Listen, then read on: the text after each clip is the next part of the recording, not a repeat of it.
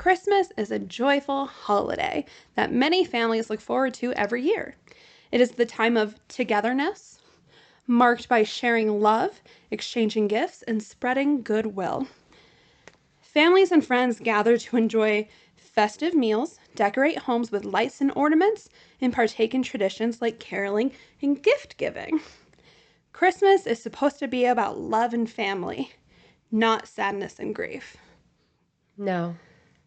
Welcome back to another episode of Justice 4. We are your host. I'm Jackie. And I'm Sam.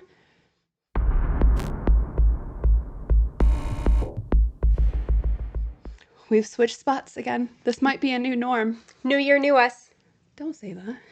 I'm going to be worse. She means it. I do. But, okay. Are you ready? Yeah, I am. This episode this case just makes me so mad. She has told us at least 3 times how excited she is to read this to us. I am. I'm surprised you don't know about it. No. I might know about it once we start into it, not realize that I know about it. Yeah. I have a feeling you might know. Okay. Maybe. If the pictures didn't do it, you may not. I don't know. I also could have listened to something on it without ever seeing the pictures. Maybe. But if you're not steaming mad by the end of this episode, we have something else we need to talk about, entirely then. Okay. But I don't really have any, quick quips or anything. I'm just, a little upsetty spaghetti over here. So we're just going to go straight to being mad? Yeah. Sounds good. Yeah. This was also supposed to be your Christmas episode that a lot of things changed on. So now you're getting it. You're welcome. Yeah. Yeah. We had to have a brief interruption of that, which is why this is all Christmassy beginning. Pretty much. Yeah. However, it's December 25th, 2006. Okay. So it took place on Christmas. Yay! Yay! We are in Glendale, Arizona, which is basically a suburb of Phoenix. The Waller family is getting ready for their family to come over and enjoy presents and dinner together. As dinner's about to be served, Don Waller, who's dad, he's the dad. He's the dad. Notices that his son Ryan has not shown up yet. Everyone tries to call him and his girlfriend Heather to see if they're on their way, if they're stuck in traffic, whatever the case may be. Unfortunately, he doesn't answer any calls or messages. They just keep going straight to voicemail. Now the family's starting to get, a little worried, because this isn't like Ryan at all. And we're on Christmas Day, right? Correct. Yeah. So where else do you have to actually be? Yeah. Ryan would have called. He would have messaged them something. He doesn't just not show up. Yeah. So Don and his wife, Julie, didn't have a good feeling about any of this. So they went over to Ryan and Heather's house. And they knocked and they kept calling. No one was answering. So they decided to call the police to do a welfare check on Ryan and Heather. This was at about 7:45 p.m. Okay. 11:30 p.m., a police officer finally calls Don back. Don told them again what was going on and that he wanted someone to come and do a welfare check on his son. A half hour later, a patrol car pulls up to do the check. 4 hours. I would have gotten in another way at that point because we are an entire holiday and have not heard from our kid. Mm-hmm. It took the police 4 hours to show up.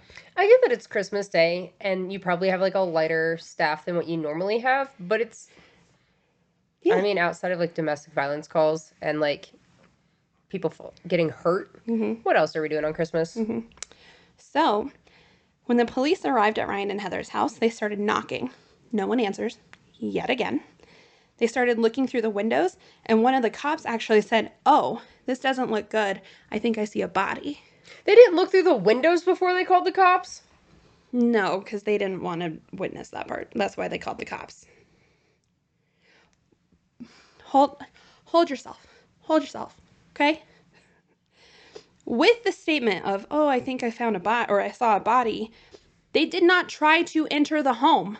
they went back to their car to request a search warrant for a welfare check. The fuck? Yes. Hold on. Does he actually have like a close relationship with his parents at all? Yes, he does. Why didn't they want to look in the window? I don't know. I don't know that far. I am angry already. I know. The police claimed that because it was a rental house, they needed to have a warrant. It took an additional 54 minutes to obtain this search warrant.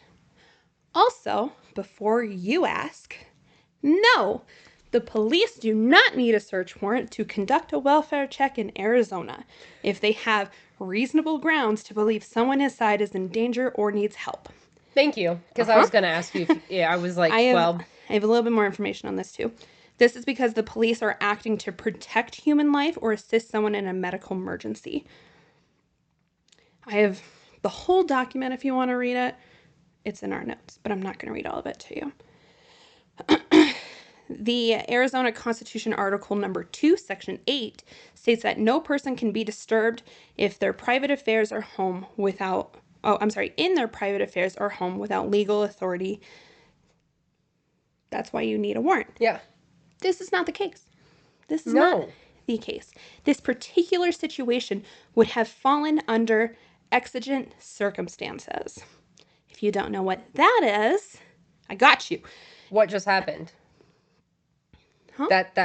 That's what that means. Literally looking in the window and seeing a body. That is the definition. It is an emergency situation that requires immediate action, usually by law enforcement, without a warrant. There's also more in it with that, but I'm not going to get into that either. However, what I will tell you is exigent circumstances are the exception to the Fourth Amendment requirement that police officers have to have a valid warrant before conducting a search and seizure. You're welcome. So they could have gone in the house. They could have gone into the house. Yeah. Okay. I know I personally have been in the true crime community for a while, even before this podcast, and I can personally say I've never heard of a police officer seeing a body, not knowing if that person is alive or dead, and saying, "Oh, I need to get a search warrant." Yeah, we've I've seen some pretty wild things, but that is not one of them. Yeah.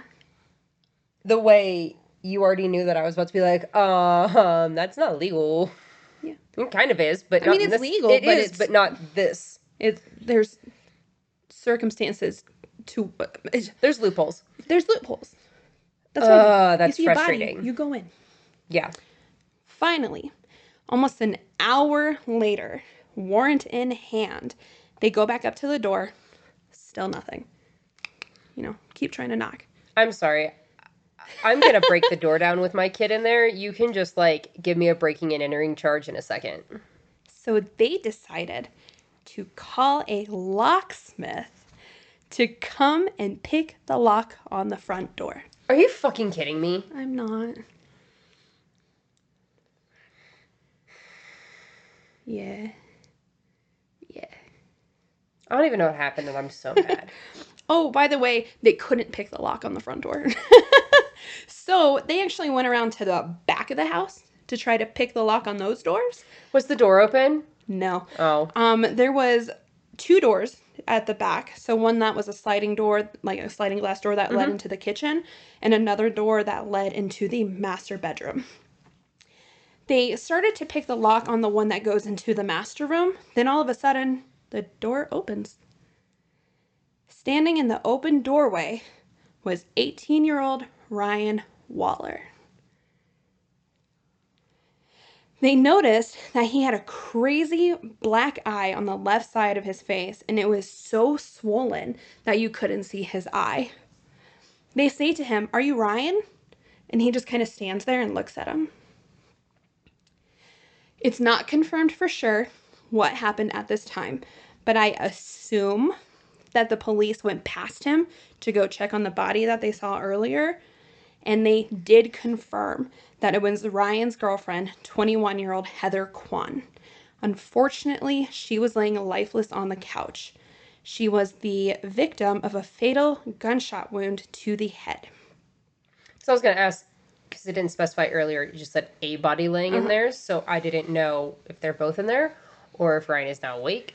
And also, being on the couch, I can see the... Could be sleeping, but I don't know what they could see from the window. Mm-hmm. So...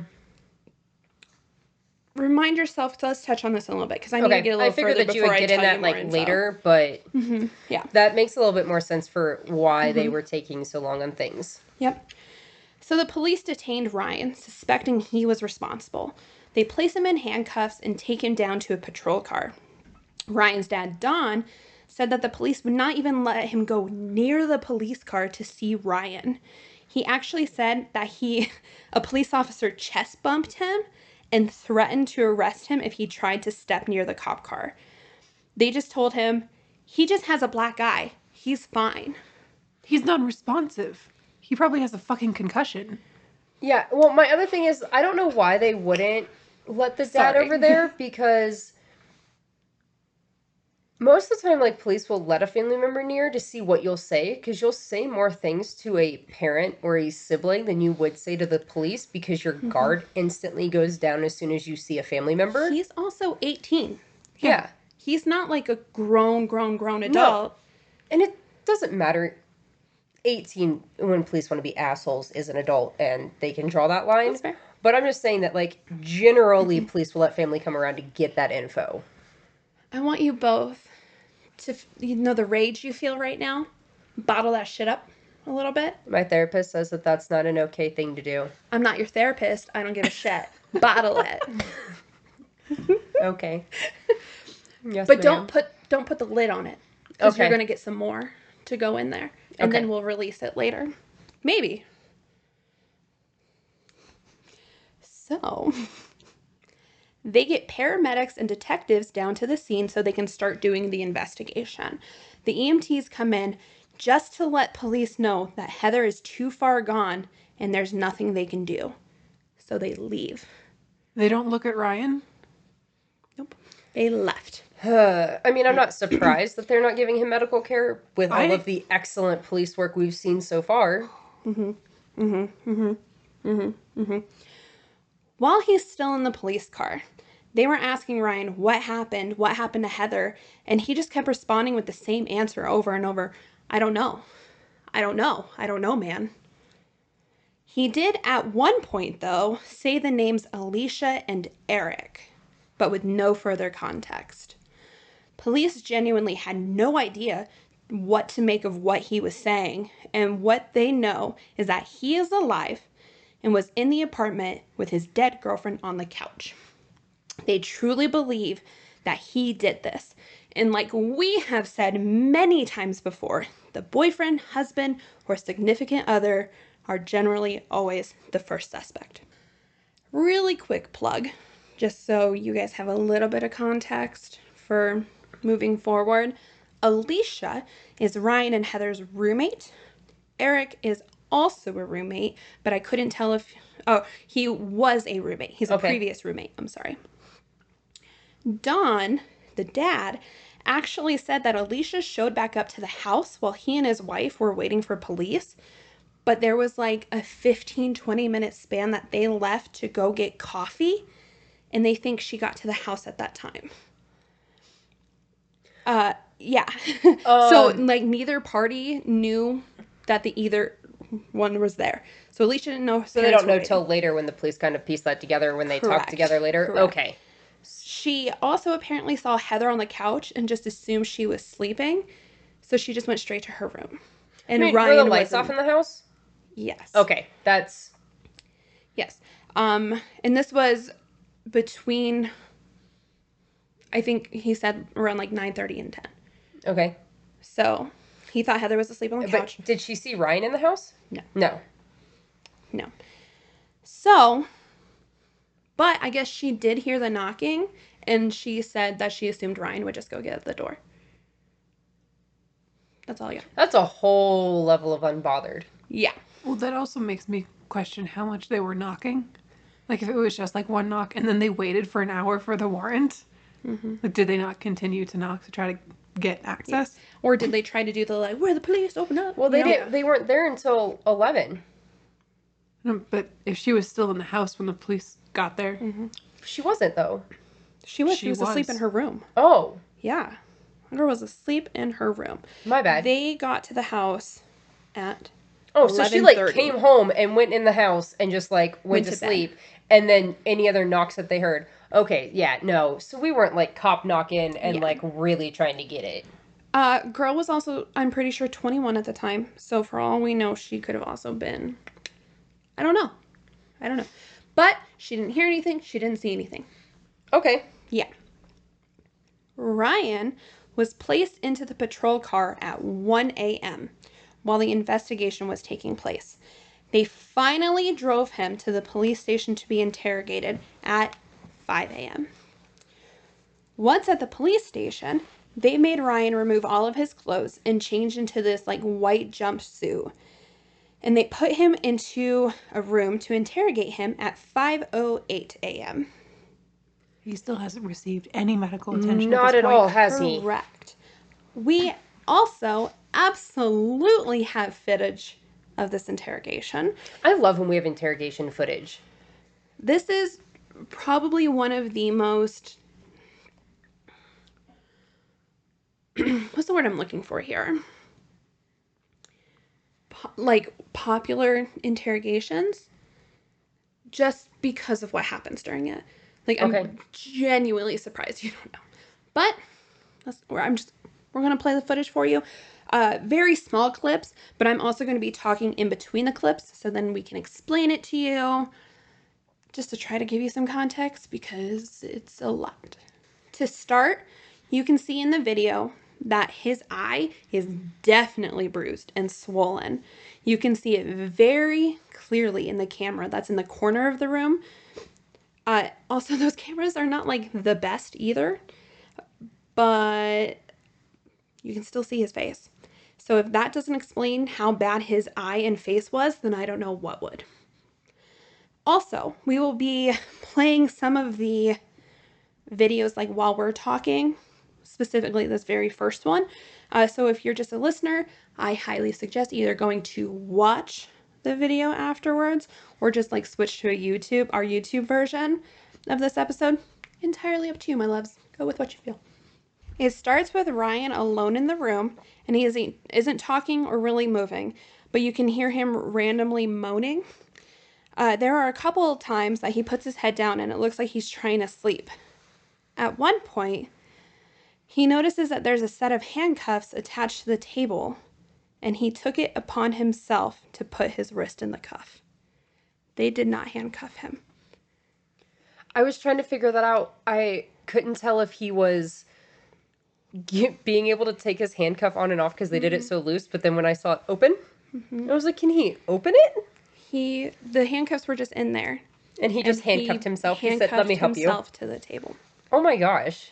I'm going to tell you now, there are certain moments in this interrogation that I watch and I start crying. Maybe it's because I know what happens, but this part specifically always makes me feel like I have a branch in my eye. I don't cry. I'm not a crier. I just get twigs and branches in my eyes. You know, I'm a bad bitch. I don't cry. Even baddies get the saddies. Yeah. I wore that shirt, I think, recently on a podcast. I don't know. Eventually, a Detective Paul Dalton, finally comes into the room to take some pictures of Ryan. They took around 43 pictures of him altogether, and this was the first time that Ryan actually speaks. They ask him to put his feet on the table to get pictures of the bottom of his feet, and he did, and he asked, "Do I get to go home?" The detective says back to Ryan, "I don't know. You should go to the doctor is where you should go." And Ryan responds, "Why? Because of my eye?" Like, yeah, baby, look at you. Well, he can't. I know. But also, why? I know they're assuming he did something here, but we can at least get him medical while we're waiting. Weird, right? Isn't that crazy? You know, basic human decency. It's fine. Mm-hmm. The detective tells him, "Yeah, I would say it's really bad. During all of this, Ryan is still periodically letting out these like weird moaning noises. Ryan keeps saying, I just want to go to sleep. That's it. Aren't those both signs of concussions? The detective responds back, if you have a concussion, Oh. you don't need to sleep. That's what the doctors would say. Eventually, another detective comes in to start the interrogation. Like, once they finish all the pictures and stuff. Do we talk about why they took pictures of the bottom of his feet? No. I don't know. It's just really weird. I'm glad you added it in there because it's weird, but curious. It was just in the interrogation. You can, like, physically see him put his feet up on the table. I don't actually think that's all that weird for them to take, like, documented evidence of, like, any potential injuries or markings that... Just the bottom of the feet is interesting. It's not that weird to me when I think about it, because do you wear shoes in your house all the time? Yes. That's gross. I wear socks or slippers mostly. There's but slippers. I I don't wear regular shoes in my house. Okay. Besides here, you have seen me with slippers on at all times at my house. But there's many people that don't, and even with socks, I don't know if there's just like glass or something that Totally whatever fair. Fluids, things. I get it. It's just something we don't necessarily like witness Ever happening hear? all the time. Yeah. So I will tell you, Dalton is still the one that led the interrogation. He was the one speaking to Ryan. Okay. Okay. One of the first things that he asked Ryan is if he knows why he's here and being questioned. Ryan says no. Then the detective begins to read Ryan his Miranda rights.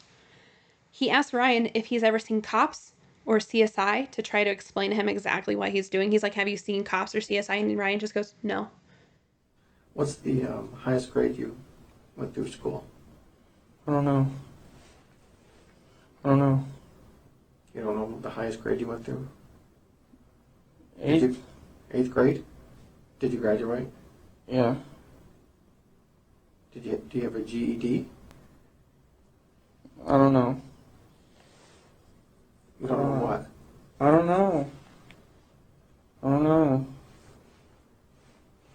I just want to go home. Oh, you're not going to go home right now.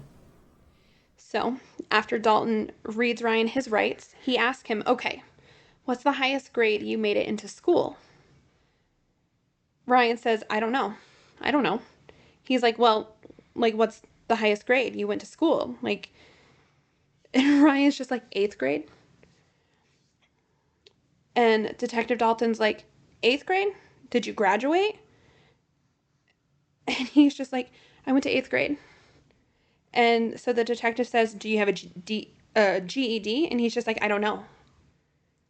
Why are they still... He keeps saying, I want to go home. I want to go to sleep. I don't know. So Detective Dalton says, again, what's the highest grade you completed? And Ryan responds back, B. This breaks my heart. It does, because this is not okay. They should not be doing this. He very obviously has some brain damage going on. Like, this is... this is like... Yeah. It's extremely obvious. Personally, I think that's very obvious. Yeah, I mean, the swelling in his face, how he's acting, the moaning, him wanting to say he wants to go to sleep. Like, this is all screaming that he needs medical attention. And, okay, like, I know but sometimes we comment about, like, how much we dislike perpetrators. But, like, at this point, nobody knows what happened. Yeah. It's Christmas Day, guys. Yeah. It's also Christmas It's the Day. next morning after Christmas. Yeah, So- but they're not wanting... No, that's bullshit. No, but that's a factor in it. It's the extra work. It's the extra time it would take for medical to check him out. It's the longer that they're on, because those police officers that showed up... Hold on, I thought on this. If they were getting ready to go off duty, that would explain why they took so long to show up, because the cop who's going off duty isn't going to show up because they are now working into the next morning hours. He still sat in a police vehicle for 4 hours, though. Yes. So... And paramedics were there. But I can see them not I can't. taking their time doing whatever. I that's completely unacceptable. This infuriates me. I'm gonna add I'm more. not saying that, like, it's acceptable. I'm just saying, like, I can see how this is happening with this time of... I'm gonna keep going. Okay. We're gonna talk about this interrogation a lot. Okay. Just letting you know. Okay. It's very, very infamous interrogation. So Detective Dalton asks Ryan, do you have a girlfriend? And Ryan just goes, mm-mm, mm-mm. So he asks, do you know Heather? And Ryan says, mm-hmm, mm-hmm. And he says, what's Heather's last name? And Ryan just goes, mm-hmm. So he's like, okay, well, what's her last name? And Ryan goes, the one that lives there right now? I don't know her last name. And detective's like, you don't know Heather's last name? And he's just like, it's Kyman. That's not her last name, in case you didn't catch that earlier. And he's like, okay, will you spell that for me? And he's just like, no, I can't spell that. So the detective asks him, well, how old is Heather? And Ryan's like, she's 16 or 17. Ryan tells them that they knew each other since school. She used to have a business name, is what was said. Detective Dalton's confused and is like, oh, you mean you had business class together? And Ryan goes, mm-hmm. Mm-hmm. Eventually, the detective asks him what happened to his face, and he just says, I don't know. I guess he told a different police officer earlier in the day that someone hit him. So Dalton keeps pressing him about who hit him in the face. And Ryan goes, oh, Heather hit me. And he was like, well, why would she do that? And Ryan responds back, it was an accident. I forget why. What was an accident? Heather's last name? No. What was an accident? Heather hitting me. What did she hit you with? Her hand in the eye. Did you guys have an argument? Not really, no. Not really? Uh-uh. What happened for her to hit you in the eye like that? She just hit me on accident. She was giving Christina a head. She was what?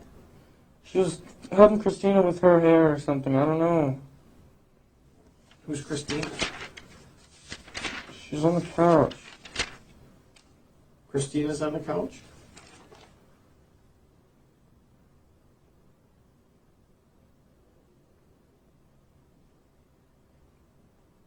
What's Christina's last name?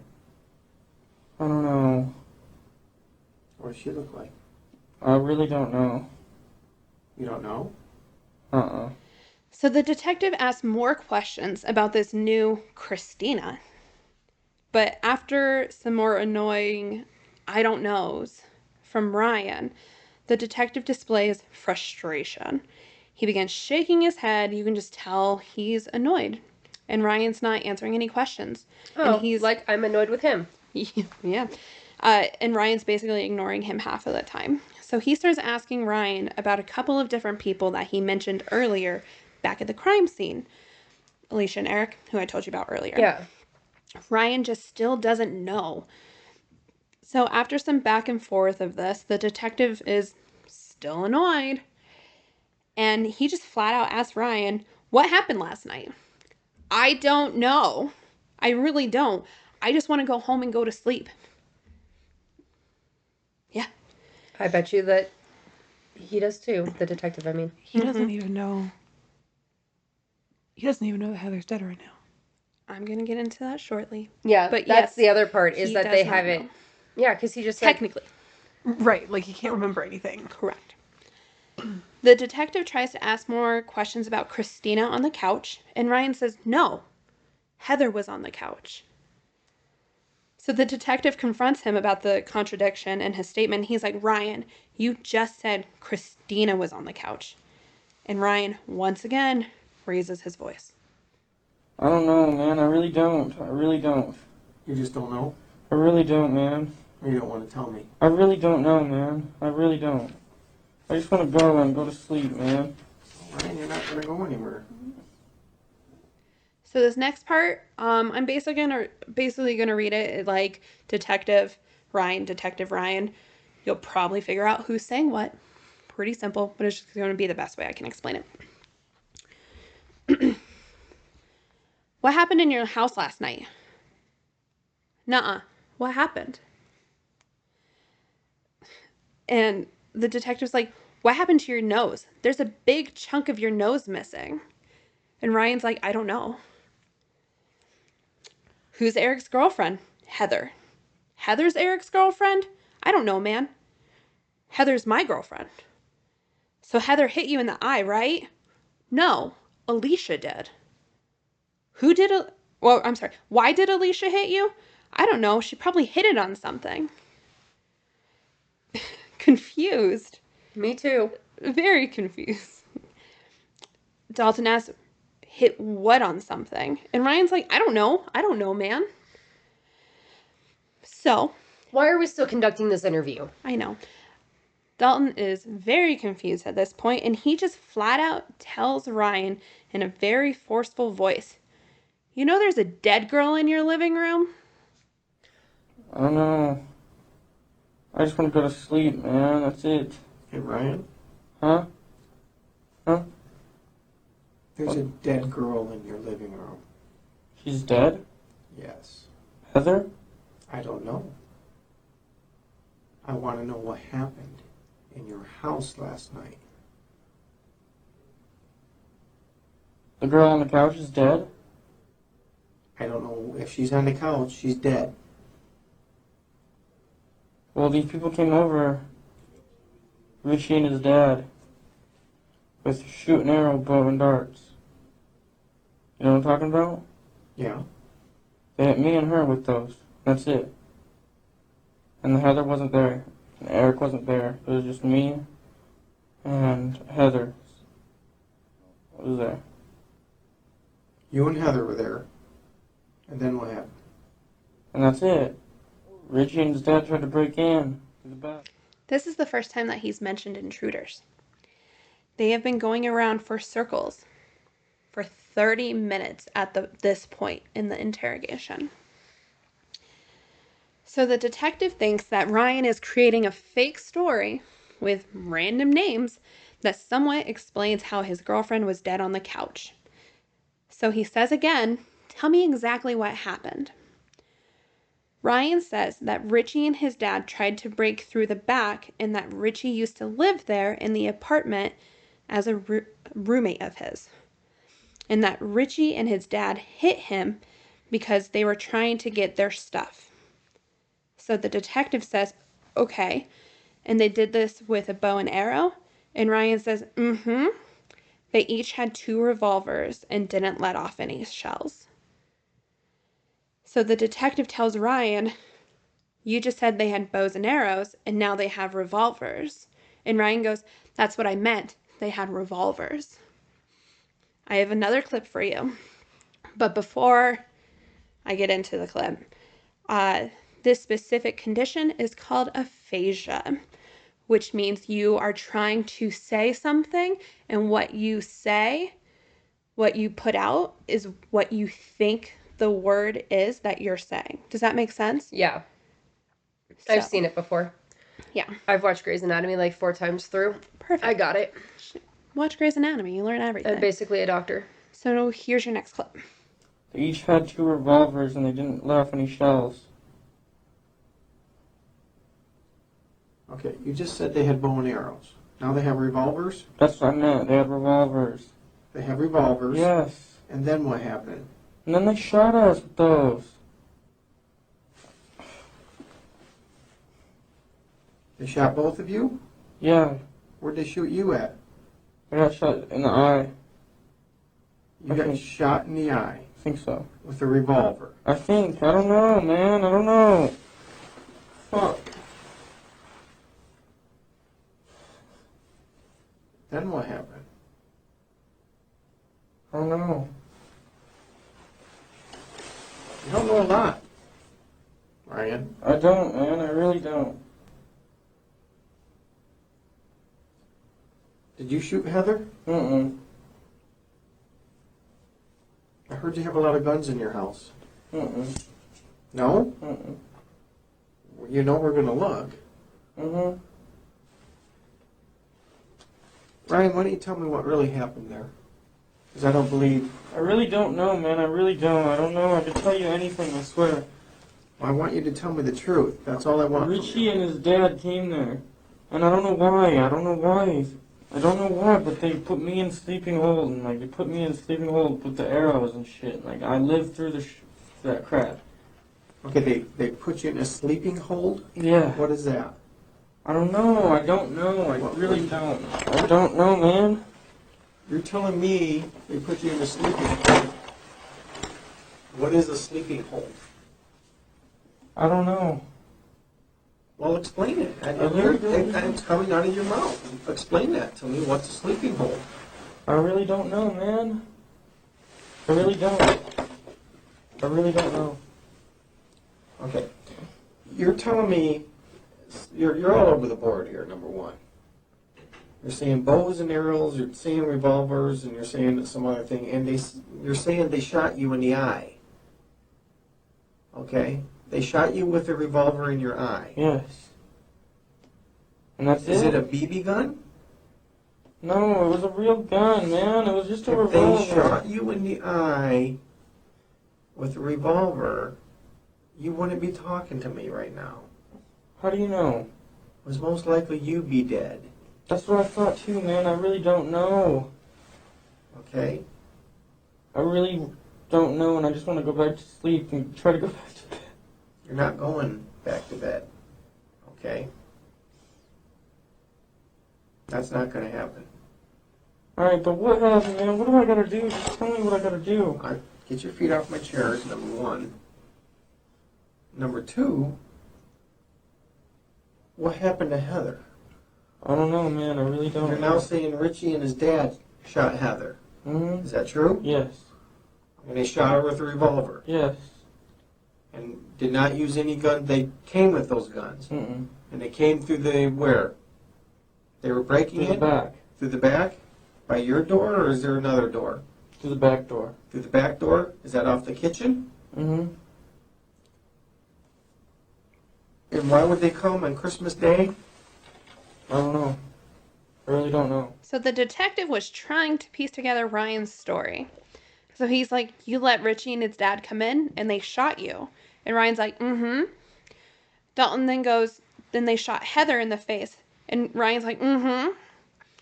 Ryan says that during this time, he was trying to like get up off the ground, like after he had been shot. But he saw Heather was sleeping, so he just laid back down. And the detective's like, none of this makes sense. Well, no shit. None of it's made sense from the second you started talking to him, but you still kept talking to him. Yep. So Dalton goes on to say, you're saying that you've been shot in the eye with a revolver. And Ryan says, yes. At this time, Dalton tries to circle back and ask questions he has before. He was trying to bring up Alicia, but he kept calling her Ashley. Like, that definitely isn't going to help the situation. Not at all. So, because Dalton was saying Ashley, he kept saying, no, Ashley is Richie's dad's daughter. Richie's sister. Yeah. Got you. So, question.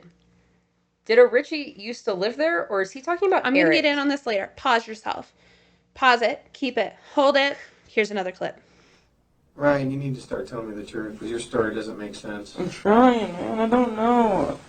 Just ask me anything and I'll tell you the truth. Just ask me. Well, I'm trying to, and you're not even coming close to the truth. Go ahead, ask me. What happened with you and Heather last night? Her dad came and shot the house. And shot her. Mm-hmm. Her dad. Now, Richie is her dad? Mm-hmm. Or Richie's her brother? Yeah, her dad. Her dad shot her. Mm-hmm. All right. And then leaves. Mm-hmm. And what did you do? I tried to go back to sleep. After you've been shot Mm-hmm. in the eye, Mm-hmm. you didn't know enough to call 911. Mm-mm. Why did you call 911? Because I was just trying to go to sleep. That's it. You just saw Richie's and his dad shoot your girlfriend, and you just felt like you needed to go to sleep? Something like that. I don't know, man. I really don't. Ryan, look at me. Ryan, Yes. I don't know, man. I really don't know. Why did you shoot Heather, Ryan? I didn't shoot Heather. She was already shot once by her brother, I swear. Richie. Yes.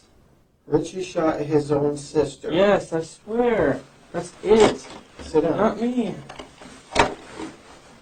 And you've been shot in the eye. Yes. That's it. Put your feet up on the table, please. My feet hurt, man. I don't know why. Get them off my table. Let me see your nose. Come on, put your legs down.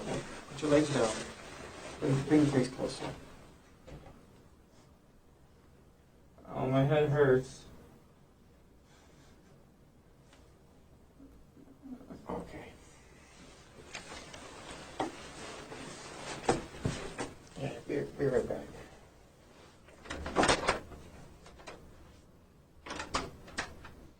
The detective at this point, his frustration starts to turn into worry. Oh, finally? Because he's like, I think something's wrong. Something's wrong. Are you? Oh my god! I'm not sure what's going on. He's not really making sense. So he ends up asking Ryan, hey, can I take a closer look at your face? So he gets like up and like looks at his face. Oh my god, actually he a really bullet did in get his shot, eye? didn't he? Shh, listen. So he looks at Ryan's face, and the second he touched Ryan's head, Ryan goes, ow, my head hurts. So the detective abruptly gets up and he exits the room. Because he did get shot in the eye, didn't he? 3 minutes later, he walks back into the room.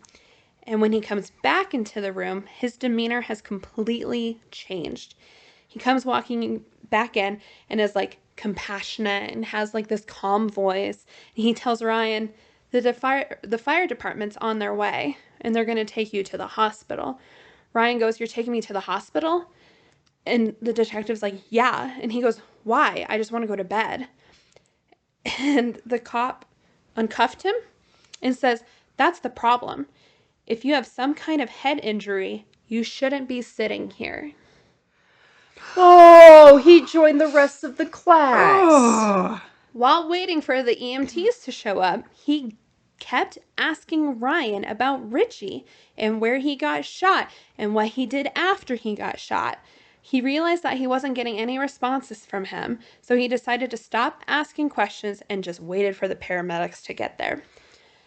Finally, the paramedics entered the room, as they do.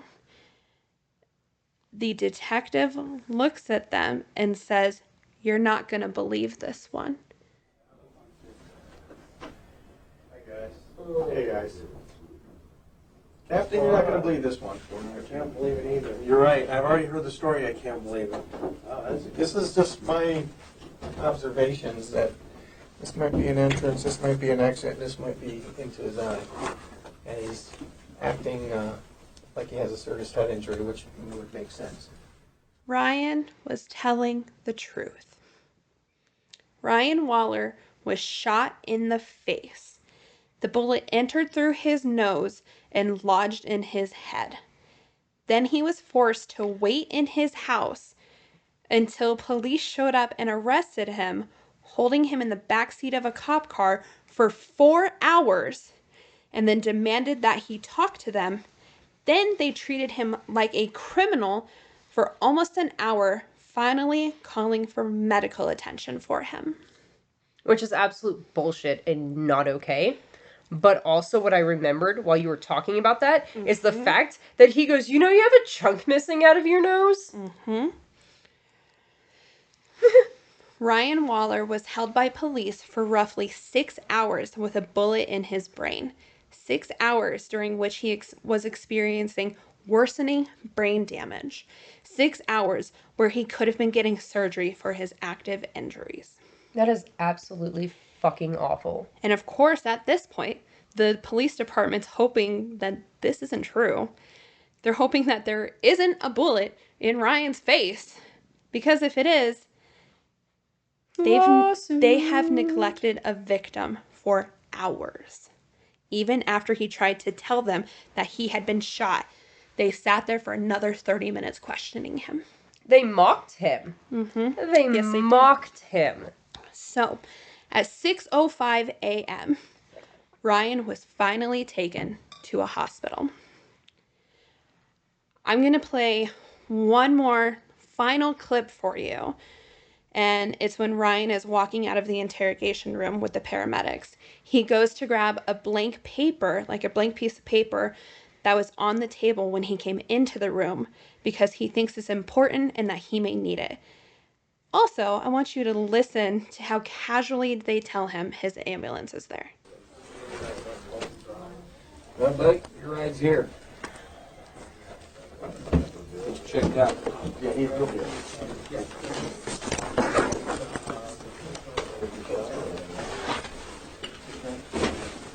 Where? What's up? Where are we going? We gotta go to the hospital. Get checked out, bro. Look like you got shot right in the face. Oh, no. So I like how we're chopping it up buddy with him now. Your rights here, bro. You gotta go to the hospital, bro. Get you checked out. Looks like you got shot in the face. Like, I'm pretty sure that may have been paramedics and they weren't part of it before, but still. Or just trying to lighten the mood. Maybe. Yeah, the levity's not appreciated at this point, buddy. Well, yeah, not by us. Maybe by Ryan at that point, because somebody was talking to him nicely. He doesn't know Wasn't what's processing going on. anything. He doesn't know any. He doesn't has know either. no But idea. I mean, at least it was a nice, happy tone of voice Yeah. instead of the.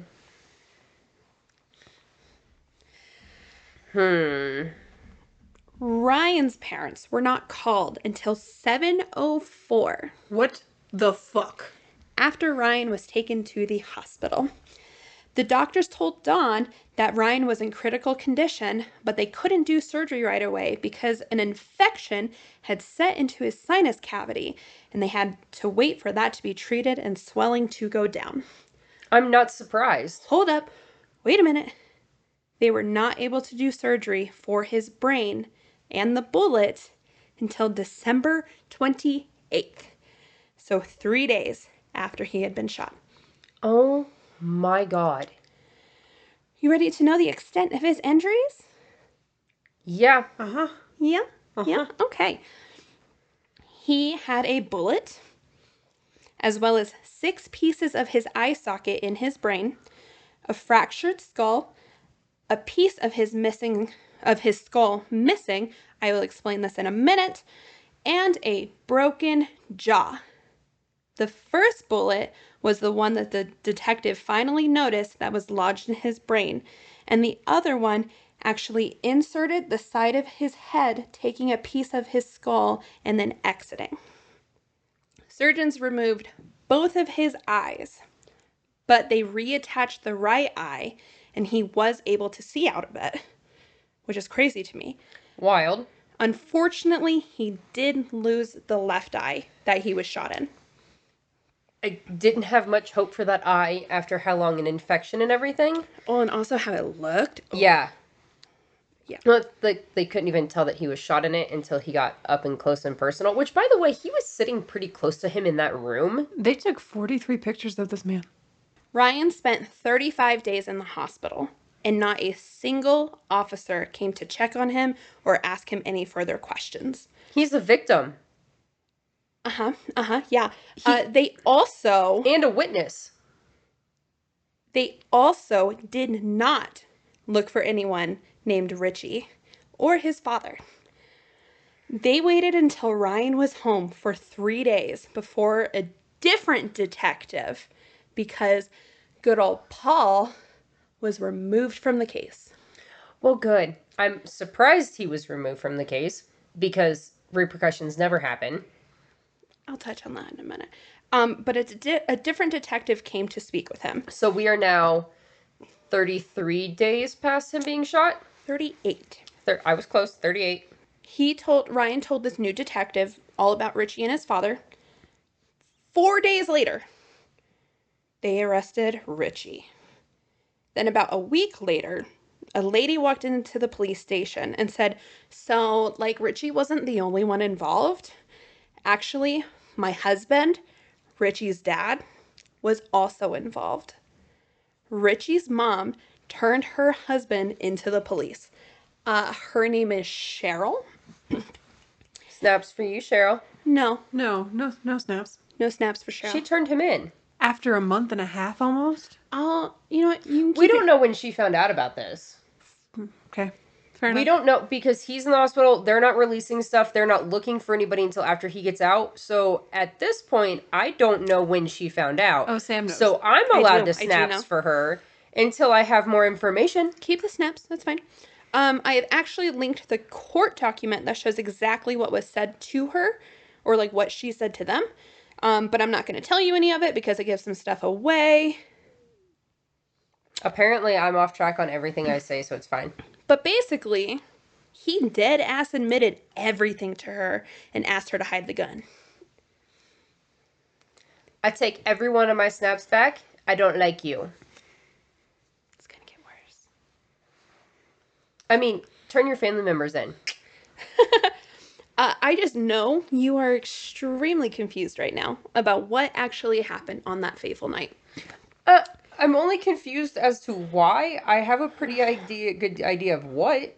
So I'm going to lay it all out for you really quick. Thank you. Unfortunately, No, that's not laying it all out for me. I heard different reports about the version of these events, but the one I am telling you is from Don Waller directly. Okay. Okay? Is this why you had to, is this part of the reason why you had to rewrite the whole thing? It's part of it, yeah. Okay. I figured. Part of the reason, yeah. Paul's the reason? Part of the reason. Oh, part. I was like, Paul? Well, okay. I love you. Just know that. So, Ryan and Heather were sitting on their couch watching a movie before they were due at the Wallers' Christmas dinner. They heard a loud noise. So Ryan got up to go investigate, and Richie and his dad, Larry, were already inside the sliding door. Okay. The way that Dawn made it sound was that the back sliding glass door could be picked up off the tracks and just opened. Police didn't check that, though, apparently. So, I'm going to assume Don learned this after, not before. So I didn't put this in here, but I'll tell you now. Ryan and Heather moved, or at least Ryan, maybe a month, a little bit more in this house. So he was not in this house for very long. Like he'd only lived there for a month? Yeah. Okay. Yeah. I touch on that part in a little bit, though. Okay. It was assumed that Richie and his dad, thought that the house would be empty since it was Christmas, but they still brought weapons with them just in case. As they came through the door, Ryan greeted them. We don't know if there was a fight or anything like that, but they shot Ryan in the face twice. Ryan fell to the floor, presumably dead. Then Richie and Larry reportedly walked over to Heather on the couch and shot her because she was a witness. They took a bunch of guitars, a computer, and other electronics from the house, and they left thinking both Ryan and Heather were dead inside. Due to Ryan's brain injury, they could not get a full list of everything that was stolen. They also never recovered any of the items either.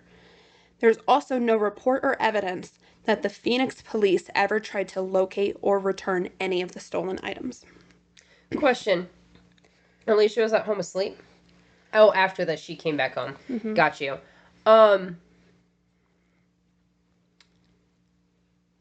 They also obviously didn't do a thorough investigation of the house once they took the body out because they didn't realize that it had been robbed.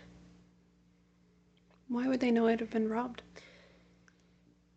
For one, I very much doubt that the house was taped off, so they wouldn't let Dawn in. So, I know, but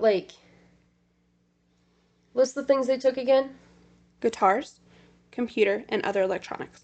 So here's the other part: is you have a crime scene, you have a dead body. Yes, you think you have your suspect, but also one of the things they check to keep their suspect, if there's someone in the home, is to see if there was a robbery or not. And usually, like a missing computer, you're gonna have an empty space on a desk, unless we have laptop. Missing electronics, you're gonna have empty spaces. Like This bare was 2006. minimum police work.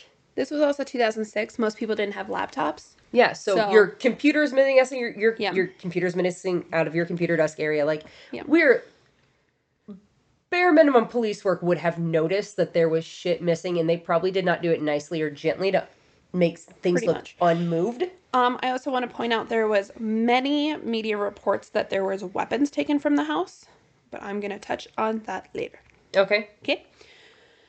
I know I'm touching on a lot later. You guys trust me. It's all going to be full circle when I get to it. But just trust Some me. things just don't make sense until you put them where they're supposed to go, though. Just trust me. Do it. I Thank trust you. Thank you. So let's back up again. And I'm going to tell you about Richie and Larry Carver. Please do, because I'm really confused I have about not what the told fuck they y'all have to do with shit this. about them yet. So I'm going to tell you about their past and how they are all connected to Ryan and Heather. Because there is actually a connection. It was not random. Did he used to live there or no? Shut your mouth. Wait, I'm telling you. I'm being yelled at. Yeah. Stop asking questions. When I'm telling you, I'm going to tell you about it. So, Larry Carver had a lengthy history of violence before the shooting. He was arrested 6 times for domestic violence, assault, and assaulting a police officer. But apparently, police were in contact with him at least a dozen times over the years for threatening people, misconduct involving weapons, and theft. When police went after Larry, after his wife turned him in, he started running away, and they actually sent the dogs after him. Yeah. But then they took him to the hospital for his injuries from the canine unit. That makes That's me even more bullshit. angry. That's not allowed. Hey, so like this is fucking wild. He's actually, you know, they don't want to fuck Receiving up medical again. attention? Yeah. Actually, in his mugshot photo, he's in a hospital gown. Wild. Wild. Richie's record is even longer. And it started when he was in middle school. Promising. It has assaults, aggravated robbery, running away from home, and making threatening phone calls. Oh, he took after Daddy. Yeah. He was arrested for aggravated assault against his father in 1998. In the early 2000s, he was involved in multiple other assaults and committed armed robbery. He also had an extensive juvenile history. Back when he was 17 years old, though, there was a man stopped at an intersection, like in his car, and he walked up to the car and stabbed the guy in the chest with a knife. Yeah. What the fuck? Yeah. Did he know him? Was there a reason? No. He stole the guy's wallet and some CDs and ran away. I know. Just for funsies. Just an evil Yeah. man. He ended up getting caught, and he served almost 4 years in prison. The guy lived. I just want to point this out. The guy's Well, fine. that's good. I would hope that he would serve more than 4 years if the man did For not murder, live. yeah. Yeah. Usually. But also 4 years for attempted. It's still not enough. Also obviously. 17. Yeah, so there's Juvenile. probably, yeah. So that means he had only been out of prison about a year and a half at the time of the shooting. Was he on, like, parole or anything? I don't know. Okay. I didn't find that much. Would assume. Yeah. I don't know. Unfortunately, there was an absence of activity on his criminal record between November of 2001 and December of 2005. So I'm assuming that was the time he was in jail. That would be about 4 years. But while he was in prison, he was charged with promoting prison contraband, aka being in possession of a shank. Wow. I'm sorry for laughing. I'm sorry for laughing, but that's just of all the things that you've listed off, that's not what I thought was going to be it. Yeah. Not surprised. I'm not surprised, but that's not what I thought we were going to get. Y'all are about to be upset. He was evaluated by a psychiatrist in 2000, so when he was 16, if my math is correct, who stated this, quote, "His moral structure is so weak that his internal control mechanism, his conscience, is no influence over his behavior. That is, he is able to violate himself and others with the same ease as he's able to take a drink of water. I would rate the potential for Richie to act out in the future in the high risk range. End quote. So that was when he was 16? Yep. And he was 17 when he stabbed the dude? Yep. And we didn't take that into consideration and he still only served 4 years? Yep.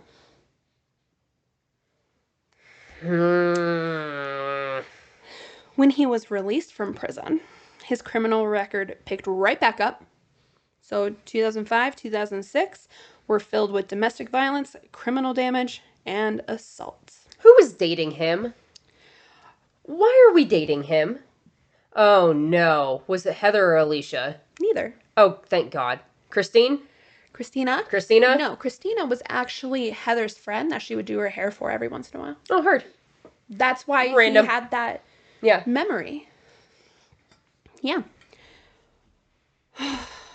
One of the details that has been put out by the media is that Ryan and Richie were roommates at some point. However, he had never been Ryan's roommate. Richie lived in the house before Ryan and Heather. The reason the media ran with this story is because during the interrogation, Paul asked if Richie was a roommate, and Ryan responded, maybe. That's why I was confused about Eric and Richie and if, like, the names were getting switched up or whatever. The detective asked where he lived, and Ryan, or when he lived there, and Ryan responded, like a week ago. I don't know, man. Because he's only been there for a month. Yeah. But also, brain injury. Yeah.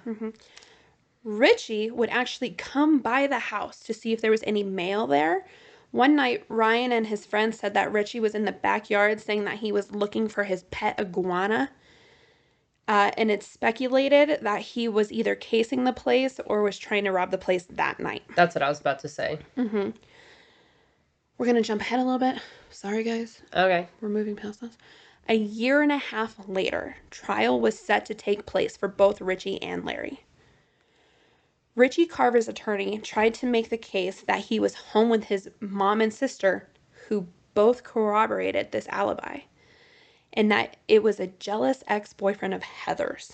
He also claimed that he was an old roommate of Ryan's, and they went over to the house on December 23rd because Ryan apparently told people that he pistol whipped Richie and he wanted to set the record straight. This didn't work, and after a month and a half of trial, he was charged with burglary, aggravated assault, first-degree murder, theft, and weapons misconduct. During one of his appeals, he was acquitted of theft. So, Okay. I'm sure that's because there was, like, no evidence of the items being stolen because they the police never recovered. fucking looked for them. So, in June of 2008, he was sentenced to a term of life without the possibility of parole, and then will serve another 15 to 75 years concurrently for the burglary. Fuck yeah. I don't know if you caught that at all, but I said December 23rd. Oh, that's poetic as shit. 2 days before Heather's body was found. I'm sorry, I again will touch back on this in a moment. I know. It's all coming together. I promise. With him coming over before? Unfortunately, I'm banning that word from her here in a minute. 3 days before trial was supposed to start for Larry, Cheryl Carver went to the prosecutor and told them that she's no longer going to testify against her husband. Fuck you, Cheryl. And she was invoking the marital privilege rights. Yeah. Oh, I fuck was you. afraid of The best way I can explain this, if you don't know what that is basically think of like patient-doctor confidentiality. It's the best way I can explain that. Married couples cannot be forced to testify against one another. Larry was initially released because the only physical evidence from the crime was linked to Richie. All the police had was Larry's wife's confession. Cheryl.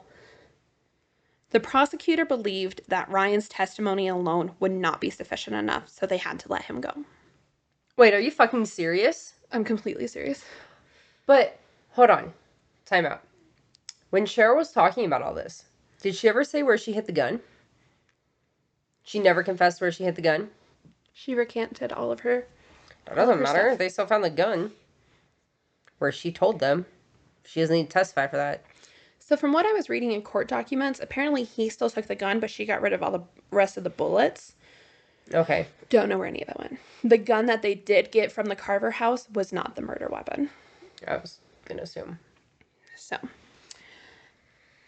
however, we have a good word. However, Heather Quan's family actually appealed to Arizona legislators to use what is now known as Heather's Law, which revokes the marital privilege law.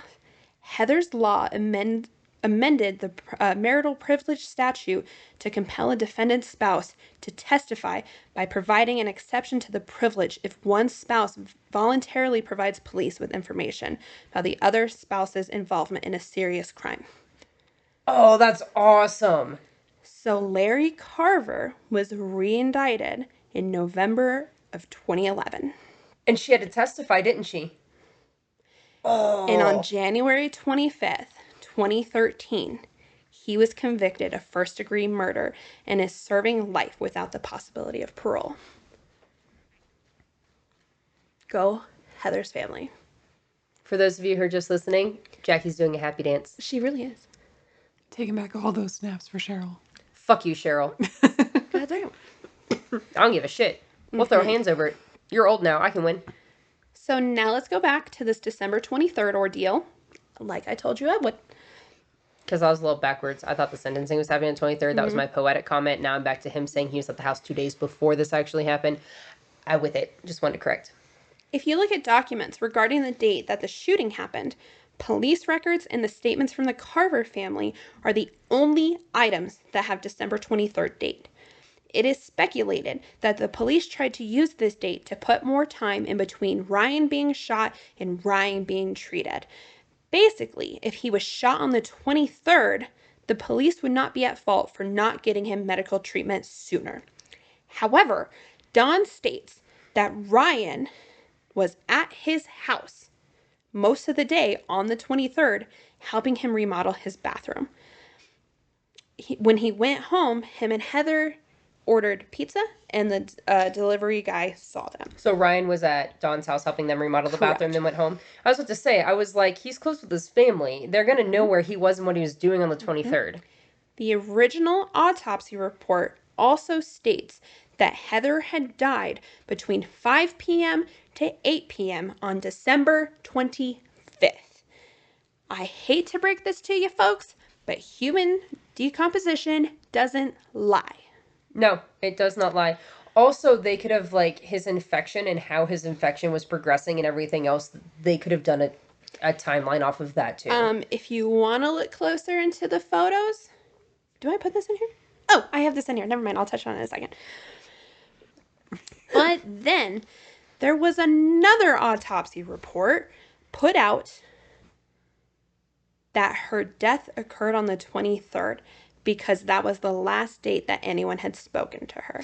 They real trying to cover their asses, ain't they? But hold on, question.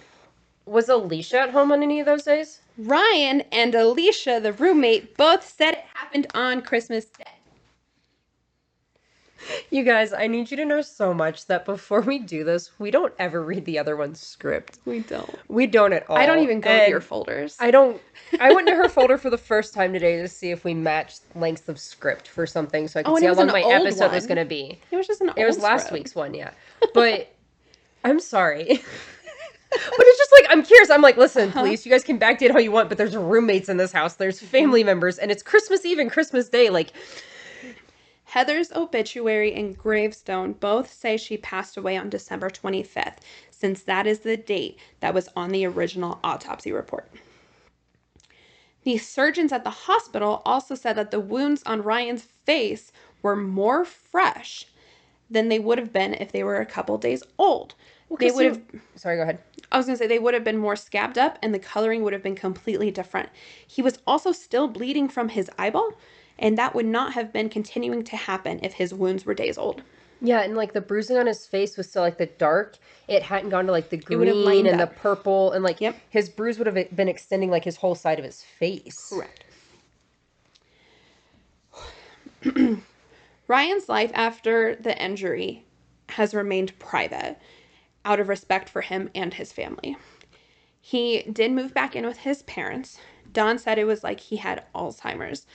He would ask all the same questions or say the same sentence repeatedly. He also repeatedly suffered from awful, awful seizures.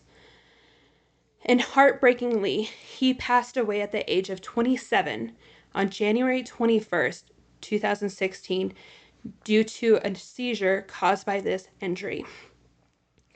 So to me, that means that Ryan was not an attempted murder by Richie and Larry Carver. The family could have tried to get Richie and Larry charged with his murder, but decided not to pursue it since they were both already serving life in jail. I understand not having to go through the trial and everything else, Yeah. but I was seriously about to ask, like, I was thinking this whole time, like, about his quality to life and, like, what version of Ryan we were left with after this. And I was really hoping that he survived it. You know, obviously, seizures were going to be a problem. Him basically reverting, like, it was horrible brain damage. Yes. Oh my Now, God. to make you happy. Thank you. Before his passing, Ryan and Dawn filed a lawsuit against the Phoenix PD. Good. Thank God. According to a YouTube comment from Don Waller on This Is Monsters episode about this case, also highly suggest you go watch it because this is where all the new information came from. It's, besides us, it's the most up-to-date podcast you're going to find on this. So you guys were supposed to get this on Christmas, hence the Christmas theme, but so much changed and got updated that we had to delay it. So Merry Late Christmas. Mm-hmm. So, Don said, quote, it's kind of long. Bear with me, guys. It's a lot of information. Quote, for all of you that have asked if we filed a lawsuit against the Phoenix police, we did.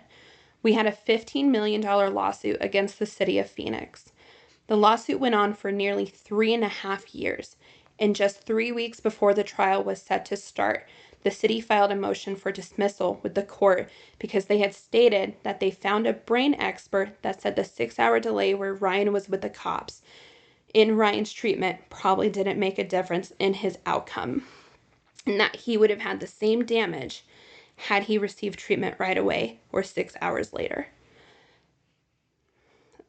Don said, I paid an expert witness brain surgeon a $10,000 retainer, and he would have testified something a whole lot different. He would have testified that when a brain is bleeding, it's swelling, and when there's swelling, catastrophic damage is being done. So every minute that he was with the police was critical. This motion went before Judge Robert Bodoff, and he dismissed our case. There's no doubt in my heart or mind that he was paid off. There's no way that this should have been dismissed. There were many other issues besides the 6-hour delay. What about pain and suffering? What about extremely irresponsible negligence? The city of Phoenix attorneys, police officers, and detectives involved in this case were collectively corrupt in getting this case dismissed and swept under the rug. We were 3 weeks from getting our day in court when magically they got this case dismissed because they knew if it had gone to a jury, there's no way they would have had a chance. But rather than take responsibility for their horrible crimes, they showed they are not much better than the 2 men that shot Heather and Ryan. How did you think that was going to make me happy? No. I didn't. So, okay. But just the fact that I've decided to tell you finally what happened. Okay. Sorry, I love you. I'm really glad that you brought up the fact that Don paid an expert. Yep. Because, well, hello, they brought in a paid expert. So how come their paid expert wasn't also allowed to be given to the judge? Why did we... I know that you don't have an answer to this, but that's not... I'm sorry, is that... Why... Somebody please tell me why only one side got an expert's opinion on this and why both sides didn't get it and why we get to listen to that side other than Don thinking the judge is paid off. Because what the fuck? That's not... Is that how this works? And I'm dumb? Because I don't think that's how that works. I don't think that's how it works. Okay. Are you ready? I'm gonna keep No, going. because I know. listen, I simmered and now we're boiling. I told you to bottle. But I thought that was the release. No, and I'm about to add more. We're not done. If you remember, one of the first things said in the interrogation video is Detective Dalton, if you're gonna need to see anything, you need to see a doctor. Yeah. As for the broken jaw, all of the injuries from the shooting happened from his nose upward. So how the fuck does he have a broken jaw all of a sudden? I was really curious about that. I love your face. According to the police records, since Ryan was considered the suspect when the police first arrived at the house and is in this state of confusion and delusion, he wasn't responding to the orders from the officers. So they, quote, led him to the ground. Led him to... The report also states that his arms and hands were under his waist. Generally, when you're falling forward, you put your hands by your head, so your not supposed to face actually break your doesn't wrist, but- hit the ground. If they are by your waist, there's no way to lessen the blow. Continuing on with the report now. You're welcome. Were they wearing body cams? I mean, I didn't think that they were, but also we're at a time where 2006. I don't know if it we was. were It wasn't required at that back time. then, but we're in Glendale or Phoenix. It's a suburb of Phoenix, so Phoenix PD was there. Okay. On with the report. Since Ryan was not cooperating with the orders from the police, one officer administered a technique that they can put their thumb into the pressure point behind the jaw to make someone do as they say. And according to Dawn, Ryan actually told him that the officer punched him in the jaw, but there's no written evidence of this, so we can only speculate. At this point, I understand Ryan had a brain injury, but I'm taking his side of events. Period. Because, I'm sorry, this was the 23rd, right? Totally. Not the 25th. The Phoenix police released information from the interrogation to the media. This is the information that has been circulating around since everything happened. Unfortunately, most of what was said during it is false. And not because Ryan was lying, but because he had been shot twice in the fucking face. And one of those bullets was still lodged in his brain. And TBIs. He was barely able to remember what happened. Nonetheless, any information that the detectives were trying to get from him. For me, at one point, it also felt like they were trying to feed him answers, and he was just responding yes to them. Yeah. Yeah. They were definitely leading. They were leading so horribly. So, of course, the media doing what they do best, never do any further research into something that the police is handing over. So they ran with all of this information, misinformation. Which we see all too often. Unfortunately, we almost fell victim to this. But we didn't. Correct. If it wasn't for Ryan's dad reaching out to certain podcasts and news reporters and telling them that they were putting out information that wasn't correct, and then one of them actually creating a new episode, taking responsibility and telling the correct story, we would have been putting out the same misinformation as everyone else. This right here is a very good reason why you should always do your own research if something just doesn't seem right. We here at Justice 4 pride ourselves on our research abilities, but sometimes we get things wrong. We are always willing to hear people out and correct our mistakes. With that, I do want to touch on some of the big information issues that some people may be confused about. And that's also why some of these episodes are so incredibly long. Like this one. Like this one and other ones, because there are 3 versions of one event. And we have to make sure we give you all 3 of them. Because a body gets found one day. Something else gets uncovered. And now we have an episode where we only give you guys one version. But there was 3. Yeah. So now you're going to get back to that full circle stuff with what I'm about to tell you. Okay? I love you guys. Trust me. Number 1, Ryan and Richie never lived together. Eric, that Ryan mentioned earlier, and Richie lived together. But Eric kicked Richie out and let Ryan move in. Okay. I figured it was going to be something like that. Mm-hmm. But then Eric moved out and Heather and Alicia moved in. Okay. That makes sense. Yeah. So Richie... So that was like all recent. So like it were all happened very quick. Yeah, so like were Alicia and Heather in the house even shorter time than Ryan was? Yes. Okay, a lot of this is making Very quick. sense. So like super easy for Richie to come back because he had just left. Yeah.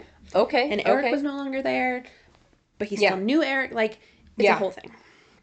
Number 2, it was reported that Ryan had a bunch of guns in his house and that Richie and Larry took a bunch.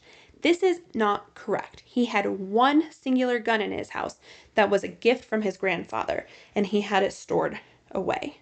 The police actually didn't find this gun at all until after he was in the hospital and cleared of the murder.